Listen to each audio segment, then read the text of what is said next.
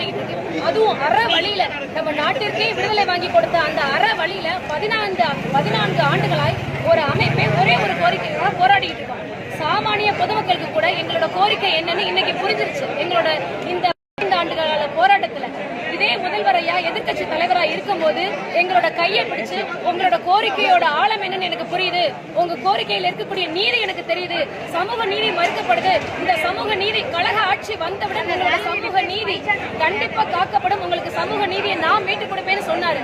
அந்த நம்பிக்கையில தான் நாங்க 15 ஆண்டுகளா அற வழியில விடுமுறை நாட்கள்ல எங்களோட பள்ளி குழந்தைகள் பாதிக்க கூடாதுன்னு போராடிட்டு இருக்கோம்.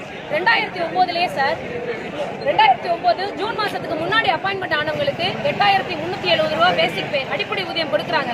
அதே ஜூன் மாசத்துக்கு அப்புறம் அப்பாயின்மெண்ட் ஆனவங்களுக்கு வெறும் 5200 ரூபாய் அடிப்படை ஊதியத்துல இன்ன வரையும் வேலை பார்த்துக்கிட்டு இருக்கோம்.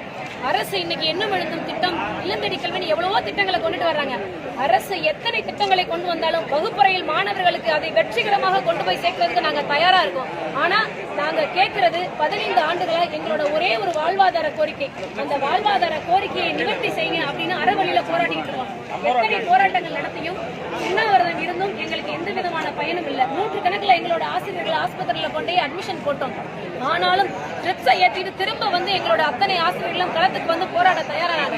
எங்களுக்காக குழு அமைச்சாங்க. 1/1/2023 ஒரு குழு அமைச்சு குழு 3 மாசத்துல தன்னோட அறிக்கையை சமர்ப்பிக்கும், நம்பிக்கையோட போங்க, போராட்டத்தை கைவிடுங்கன்னாங்க. அதை நம்பி 9 நாள் உண்ணாவிரத போராட்டத்தை கைவிட்டோம். ஆனா குழுவோட அறிக்கை வரும்னு நினைச்சு ஏமாந்தது மட்டும்தான் எங்களுக்கு நிச்சயம். எங்களுக்கு எந்த விதமான பதிலுமே கிடைக்கல.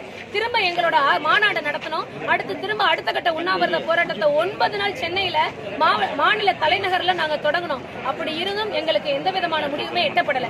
எங்களை அழைச்சு பேசி என்ன சொன்னாங்கன்னா, சீக்கிரமே இன்னும் 3 மாதத்துல குழு தன்னோட அறிக்கையை சமர்ப்பிக்குன்னு சொன்னாங்க.